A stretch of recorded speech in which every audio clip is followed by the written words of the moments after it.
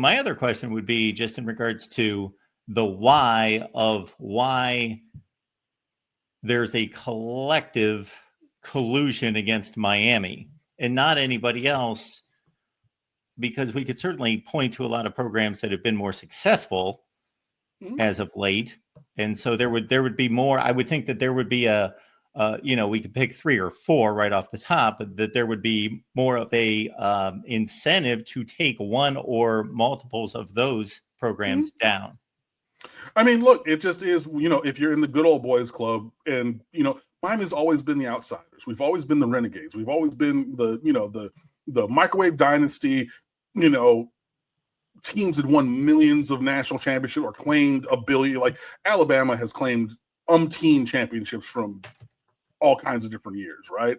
And Miami shows up in the late 70s, turning 80s, and says, cool, we're here, deal with it.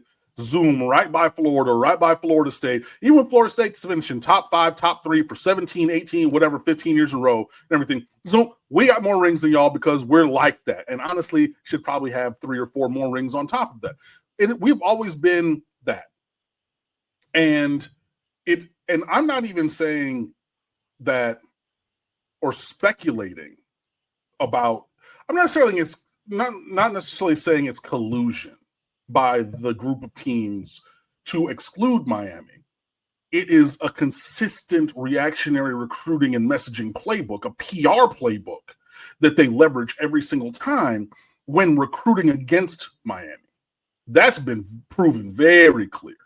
And I mean, I don't know why. Again, maybe they really don't want Miami to be great. They don't want us to get, again, not just our share of the raw number of recruits, especially from South Florida, but lock down all of the top ones that we want, and then y'all get whomever else. So think of all of the players who've gone elsewhere, and if all of those players were Miami Hurricanes, Calvin Ridley, Amari Carter, Jerry Jeudy, Jeremiah Smith, and Dalvin Cook, Matthew Thomas went up, and he was number 4 player in America from Booker T. Washington, the linebacker, and on and on and on, right? Now imagine all of those dudes who are at the top of the list for Miami and everybody, but instead of going to these other schools, the cream of the crop all stay home. I know what that looked like. You know what that looked like. Everybody watching knows what that looks like, and that is what terrifies them. So in the court of public opinion, because there's so much interior operations and machinations. But when you are a public figure, which in the world of sports you are, you have to deal with public sentiment. So now, if you're David Pollack speaking ostensibly for or on behalf of your alma mater, supporting the University of Georgia, where he played and was an incredible player, and it was such a terrible thing that he had that neck injury and had to retire early. Like, I hated that for him because I don't root for injuries. But now you come out and everybody knows David Pollack on ESPN. He played at Georgia, and now you say that's some crap. So now you're trying to talk down about the player. So you're saying they don't have that kind of value, even though it's a super premium value position at every level of the sport, from optimist all the way through the NFL. And you're talking then, so then when Kirby goes out there and look, they're going to have a great class. They're going to get incredible players. Their offensive line coach, Stacey Searles, who worked here, is fine, but he's not as good as Mirabal and Cristobal. Right? And you're probably not going to get a player of Jackson Cantwell's stature now, because there's only a couple few, and Kenny Pepe is going to USC, and Felix Ojo's not going to go to Georgia. He's probably going to Oregon, him and maybe Ian Acho, whichever. Excuse me, I forget his last name, but whichever one. So those are the only 3 in a similar kind of build and skill set and ability, and you're not going to have any of those. So now Kirby, this year and next, when he's talking about, we don't, we're doing the best that we can. We still are pushing to the standard of growth and development. We have a lot of guys that we like. Anybody that we don't have, and then you give him a talking point of saying, well, we really trust our own evaluations and we only got who we wanted and anybody else. So you're giving them the PR playbook, and then fans and bloggers and talking heads like myself can then piece that together and say, okay, well, Kirby said this and David Pollock said that and da da da da da, and it gives the shield and cover. Like there's lots of reasons, but I mean, it's just it's really telling how much they went in. I mean, like they had Jared Curtis, and I know it's only from Nashville to Athens, but they had him come back on an unofficial. They said, hey, find your ass in Athens because we need everything we got to try to get Jackson Cantwell. If he was just a guy, if he was just some random dude, number one, you wouldn't have scheduled an official visit on the short timeline that it was, because it was like a week, for one. An individual official visit. So it's like, hey, ain't nobody else for to be here but this guy because he's that guy. And then you get the 5-star All-American quarterback who is incredible. I was talking with a couple of my friends about him way earlier. Like Jared Curtis can hoop.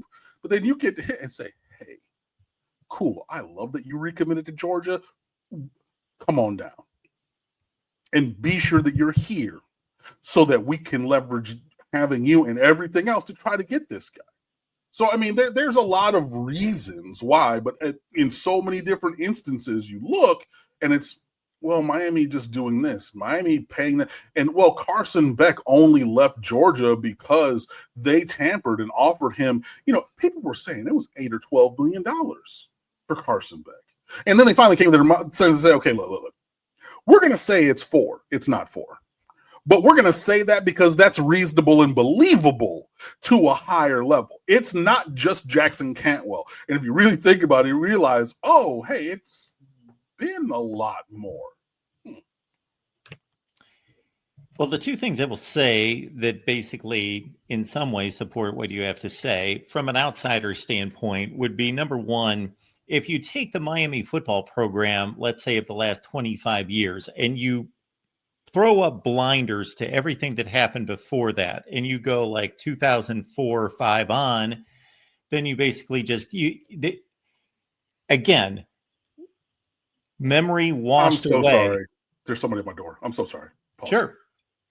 So I'll state it this way, that, yeah, if you throw the blinders on as a Miami fan and just look at this football program from the last 20 years, and don't know the history, don't know what the colors mean, don't know what the swag means, don't know what it meant to do all those things and accomplish all those things, and with a certain style, it's a very nondescript football program over the last 20 years. It's Kansas State, or it's Wisconsin, or it's not even Wisconsin. But, okay, I don't know if you heard any of that. No, I was in the other room. So if you can throw on the blinders pre-2004 or 5, let's say, and you just look at the Miami football program and you don't know what happened in the past, you don't know the accomplishments combined with the style and the swag and everything that people didn't like, and you didn't know that. Based on the way the team has played, who they've hired as head coaches, the winning percentage, it might as well be Michigan State or Kansas State or whomever. But somebody my age or in a range close to what I am that remembers and was, had their feelings hurt and didn't like what was going on then, that's now in a position of power within the sport, that has an axe to grind, well, that's very understandable, number one. Number two, if any of us watched, let's say, a 3-year period, 2000, 2001, 2002, those 3 Miami football teams, and could see the sheer talent and dominance that was on the field because they did own South Florida, then yeah, that is a scary proposition.